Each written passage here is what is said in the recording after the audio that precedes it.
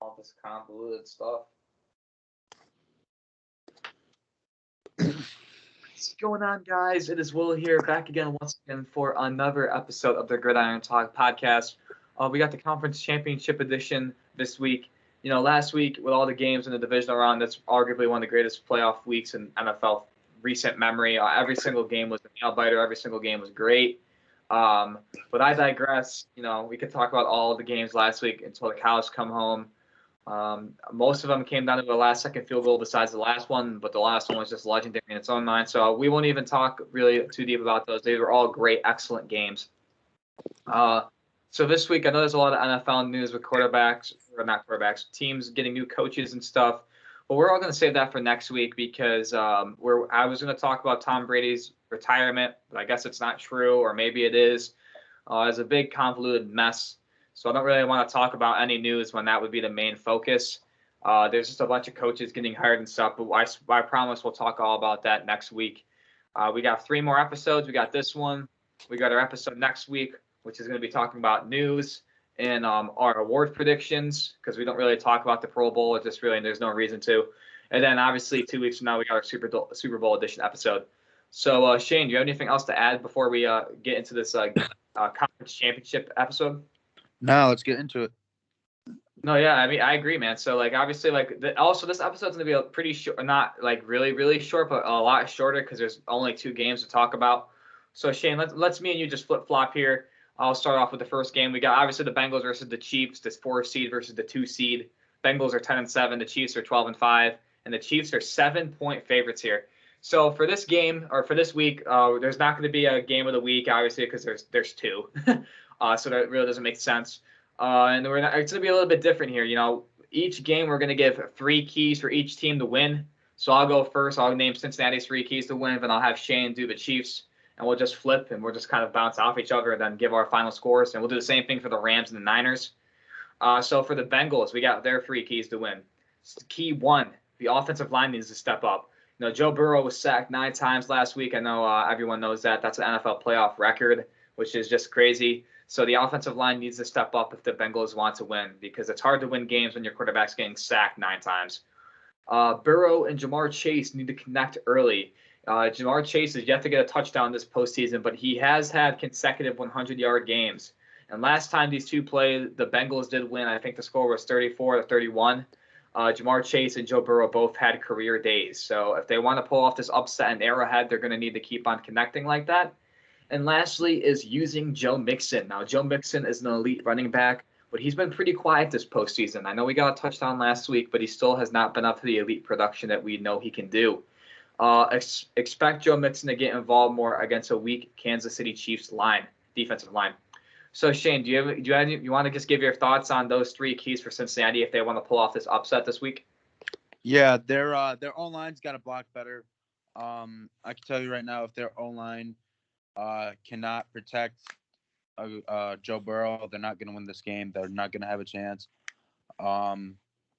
Although the Titans' D-line is significantly better than the Chiefs or the Chiefs' D-line, everybody knows that. But still being sacked 9 times in a playoff game when it really matters, that's a problem. So they really need to fix that up.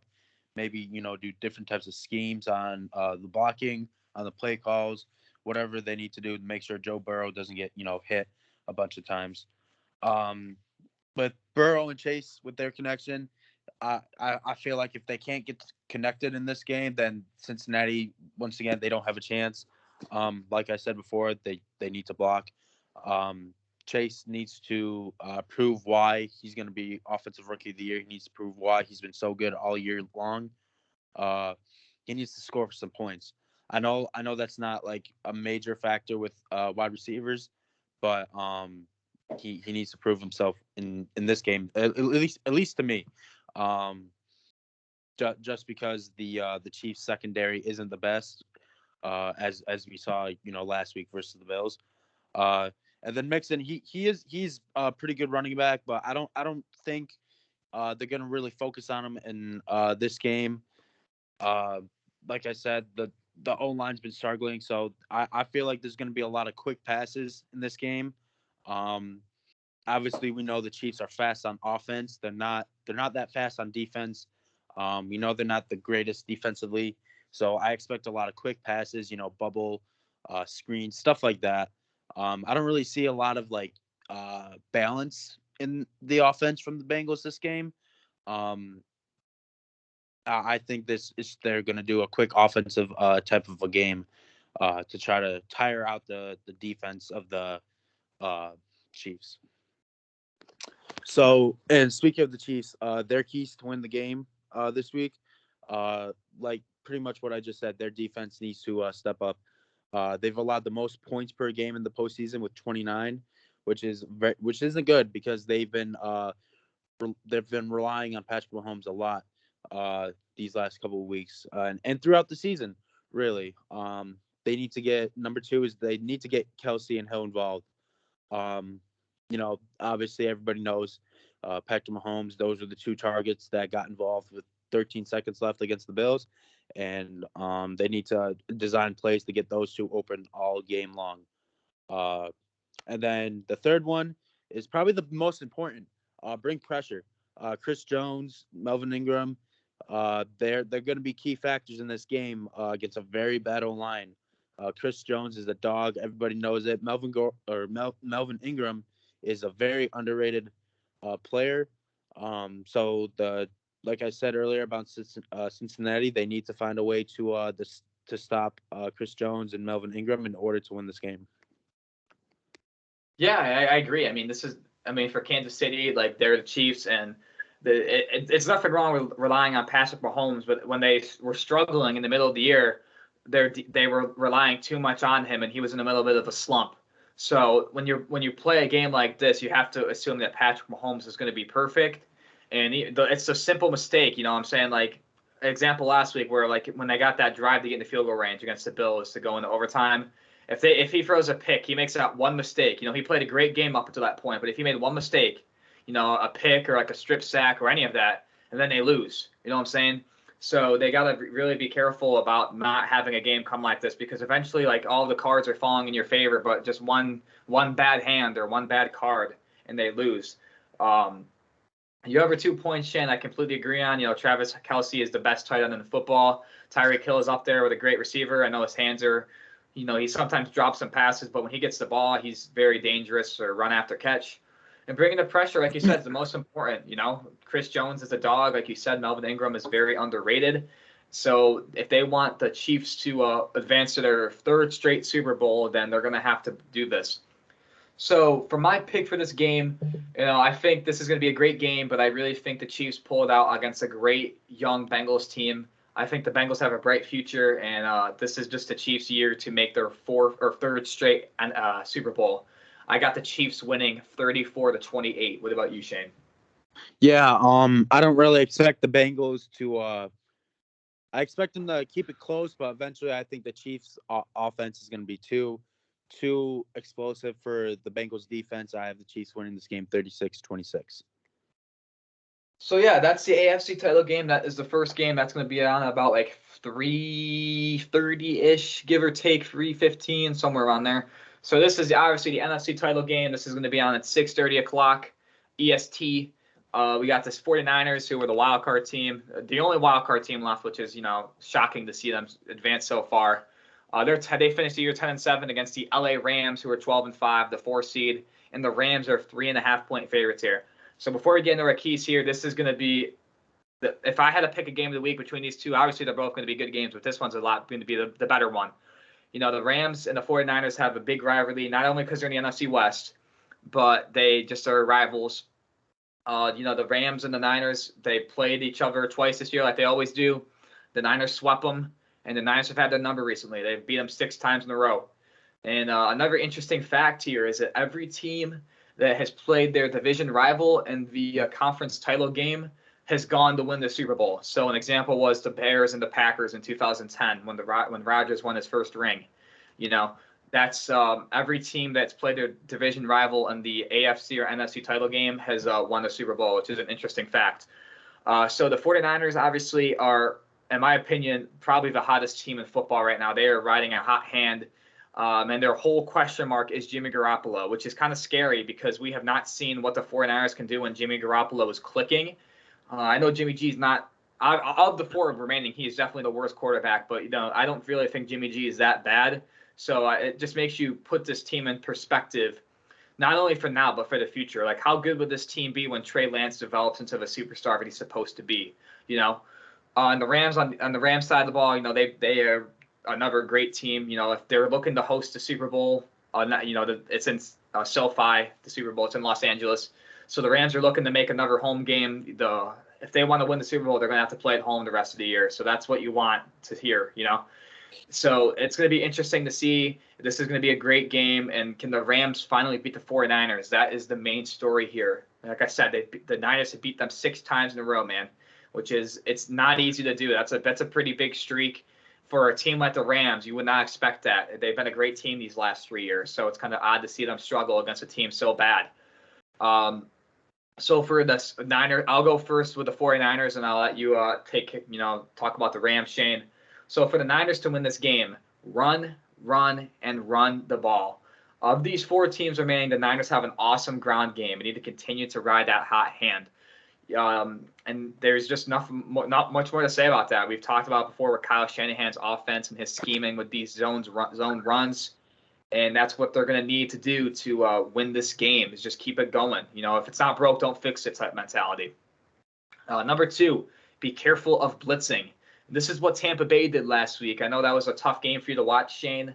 It was a great game. I liked how Tom Brady came back. But if there was one weakness you could point out, what would it be? They blitz too much. And that's what their defense is. That's just how Todd Bowles runs Tampa Bay's defense. They blitz, blitz, blitz. And unfortunately for the Buccaneers, Matthew Stafford has the best passing rating in football while being blitzed. So when he sees the blitz coming, he is going to dot you up. And that's what happened when Cooper Kupp got that big catch over the middle of the field during that post route to get him into field goal range. So the 49ers need to be careful about it and not do it as much as Tampa Bay did. But the interesting thing is, Shane, about Matt Stafford, which I kind of see maybe this is what Todd Bowles was going with, is that when Matthew Stafford is pressured, he is arguably the worst quarterback in football. So if he doesn't see the blitz coming, he's really inconsistent and not very good. But when he sees it coming, he's basically like prime Manning or prime Brady in there, So it's kind of interesting to see that. And lastly, protect Jimmy G. Now, G got sacked quite a bit last week by the Packers. And because of that, he struggled. The Niners were struggling a little bit with the passing game. I know they had receivers dropping balls and stuff. But if the Niners want to pull off another upset and beat the Rams for the 3rd time this year, they can't let that happen, especially going against Von Miller and Aaron Donald. So, Shane, do you have anything you want to add, man, about the Niners' 3 keys to win and just the overall game in general? No, not really. I think the biggest factor here is they need to find ways to run the ball. And another one which kind of relates to running the ball is get the ball to Debo. Obviously, we'll talk about Ramsey in a minute with LA, but you already know Ramsey's gonna be on Debo most of this game, so they got to find different ways to get him open besides throwing the ball.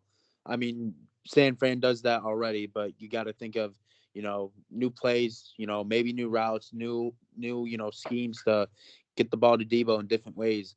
Obviously, he can't just give it to him every single play, but you got to make other plays to think that it's going to Debo, and then do the opposite thing to maybe change up and question the LA defense. But the keys for Los Angeles in winning this game is getting the ball to their best offensive player, Cooper Kupp. He's arguably probably going to be offensive player of the year.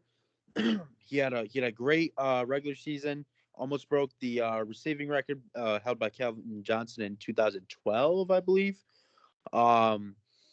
And he needs to be able to torch the 49ers in their secondary in order for the Rams to guarantee a victory here. The second one is, something you just mentioned. Stafford cannot turn the ball over. Like you said, he is the worst quarterback, in my opinion, when he's pressured very badly and he doesn't see the blitz coming. The Rams are a totally different team when Stafford is turning over the ball on a consistent basis, when he throws 2 picks or when he fumbles. stuff like that. He needs to take care of the ball and make the smart play. And the third one is something that I just mentioned: Ramsey versus Debo. Debo is arguably the best overall player in the NFL, in my opinion, with all of his potential of what he can do. He's a Swiss Army knife on offense. And Jalen Ramsey, you know this well. I think Jalen Ramsey is the best corner that we've seen, in the past 10, 15 years outside of Darrell Revis. If Debo and Ramsey are on an island, are they going to risk throwing the ball to Debo on a, deep post, or, we won't know. We'll have to see. He's LA's best chance to try to shut him down for the game. And honestly, another key factor, which is always a key factor when facing the Rams, is Aaron Donald. Aaron Donald, he's only been to one Super Bowl. He's hungry to win a ring. That's you can arguably say that's the one thing he hasn't done in his career. He's one of two players to be all pro 7 times on defense. The other was Ray Lewis. So those are some of the key factors for LA to win this game. Yeah, you're completely right, man. Cooper Kupp is a beast. There's really nothing else to say about him. He's a monster. And Stafford turned the ball over, Shan. I think you mentioned it's the most important, but if you didn't, well, I will. It's the most important. The Rams looked really bad when Stafford was turning the ball over, and that just can't happen, and especially against the defensive line with the Niners that has Nick Bosa and Eric Armstead and Fred Warner at linebacker. They got a good defensive front, the Niners. So if the Rams want to win, they have to be careful of the pressure that the Niners are going to bring. And Ramsey on George Kittle. I know we really didn't talk about George Kittle when we talked about San Fran. He's been quiet recently, very quiet, because he's been blocking a lot. He dropped a couple passes last week against Green Bay. But, that's going to be a question for Sean McVay, the defensive coordinator for the Rams. Who are they going to put Jalen Ramsey on? They're going to put him on George Kittle, or they're going to put him on Deebo Samuel, It'll be interesting to see what they scheme up for that. But this is going to be a great game. Like I said, both of these games are going to be great, but if I had to pick one to watch, if I had a choice, I would definitely pick this game. If the Niners, the stories behind each game, we got the Chiefs. They want to win their 3rd Super Bowl, their 2nd in 3 years, start of a dynasty maybe, The Bengals want to make their 1st Super Bowl in probably 40 years since the 80s, which is crazy. The Rams are trying to make their 2nd Super Bowl in 4 years. They played in Super Bowl 53, so 2nd in 3 years, I guess, or 4 years, whatever, 2nd in 4 years, where they lost to the Patriots in the most boring Super Bowl, right? And lastly, the Niners, they want to make it to their 2nd in 3 years, kind of like when they lost to the Chiefs. And the interesting thing is, obviously, if the Niners win, there will be a Super Bowl rematch. Will it be with the Bengals, or will it be with the Chiefs? All in all, these four teams have a lot to play for. They have a lot on the line here. A lot of not legacies. A lot of stuff could change this weekend with these two teams. Like I said, with the Chiefs, will they become a dynasty? Will the Niners get their 6th Super Bowl ring that they've failed these last 2 Super Bowls and tie the Patriots and the Steelers for the most in the NFL? Will the Bengals win their 1st Super Bowl? Will the Rams win their 1st Super Bowl under McVay and have, like you said, Shane, with Aaron Donald, not just him, Matthew Stafford, OBJ, Jalen Ramsey, all of these superstar players, potentially Hall of Famers that don't have a ring, are all in the Rams.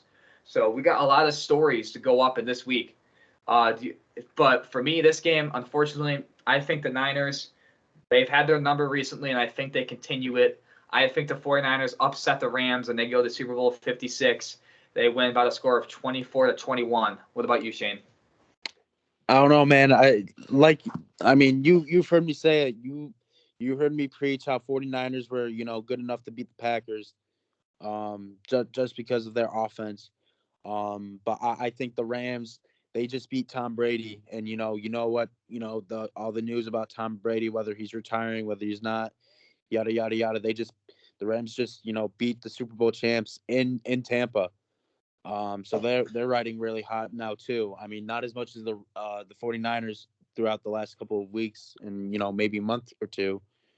But I listen, the Rams, they were what, 3 years ago in the Super Bowl, I think you said. Like you said, they lost to Tom Brady. They're hungry. They want to be the second straight year to play a Super Bowl in their home stadium.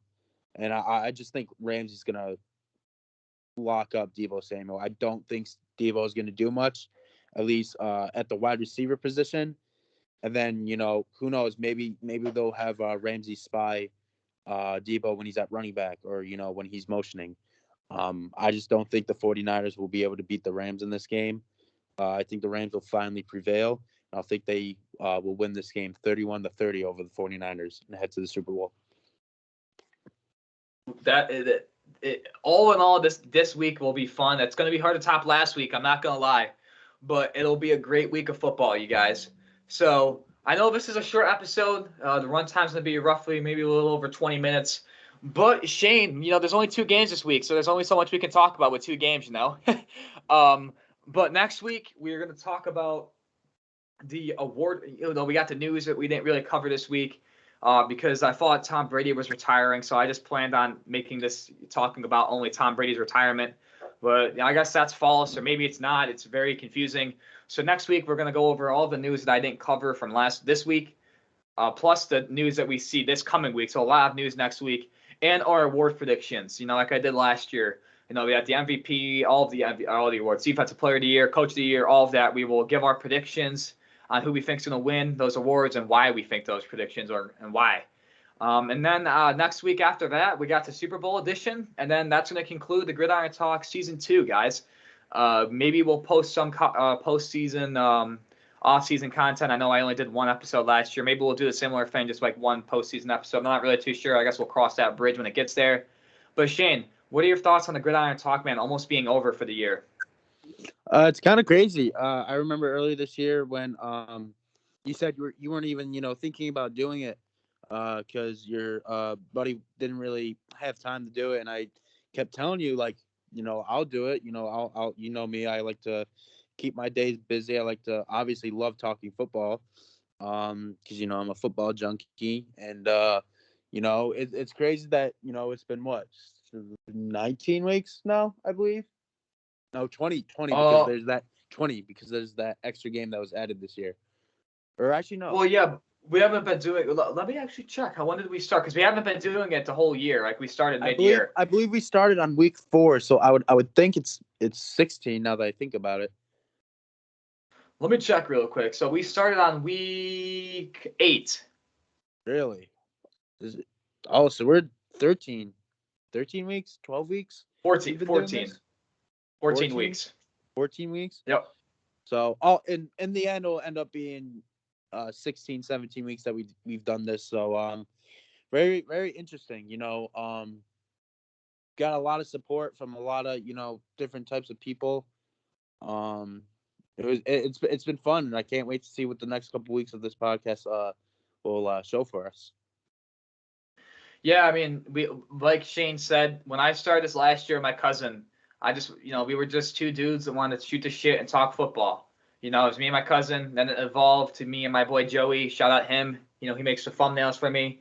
He's the emergency backup quarterback in case one of us can't do it. Like, he came and filled in for you, Shane, 1 week. So, shout out him. But now it evolved to you, man. And I really appreciate all the love and support you guys give us. I love doing this. Like, I could do this all year if I wanted to, just sit down and talk football like Colin Coward or Stephen A. Smith or Max Kellerman. I could do this all year, man.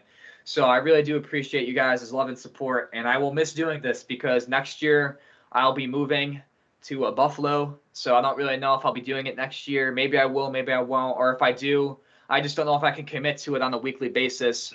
So if someone else wanted me on their podcast every once in a while, like, hell yeah, I would do that. But I just don't know if I can commit to a full-time basis like I do now. So, maybe this is the last season of it, the Gridiron Talk podcast. Who knows? There's a lot of questions in the future for this. But regardless, like I said before, thank you guys so much for listening. Oh, we almost forgot the picks record. So the picks record, for me, my record is 106-69. Shane's favorite number, right? Shane, 69. And Shane's record is 175. So obviously I won this year. GG to you, Shane. Interesting year. I know when we first started the picks record, we were doing really bad. Like we kept on getting upsets and stuff. So that was pretty funny. But yeah, guys, thank you so much for listening to the podcast. Again, thank you all for the support and the love that we get every week. Stay tuned for next week. I don't really know when we're going to be. I don't really know when the NFL awards are, but when I figure that out, we'll definitely do it before the NFL awards. I think it's like next Thursday, if I'm not mistaken, but we'll figure it out. So stay tuned next week where we'll talk about all the awards and all of our predictions on who we think's going to win the awards and all that jazz. And yeah, just stay tuned. And Shane, do you have anything else you want to add before we wrap up this the AFC and NFC title game episode of the Gridiron Talk podcast, man?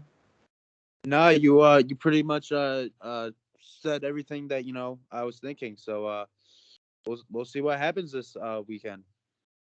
Yep. Don't forget, stay tuned for it, guys. The game's going to be tomorrow. They should be great games. And we're going to see who's going to play in Super Bowl 56. And it's crazy. We're almost at Super Bowl 60. I think that's really, really weird. But that's it, guys. Stay tuned. Guys, hope you guys have a great day, rest of your night, and stay tuned for those games tomorrow. And don't forget to watch them.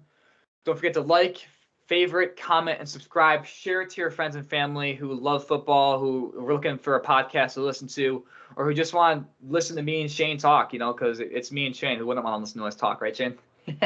Always. Always. All right, guys, take it easy, and we'll see you guys next week. Thanks, guys.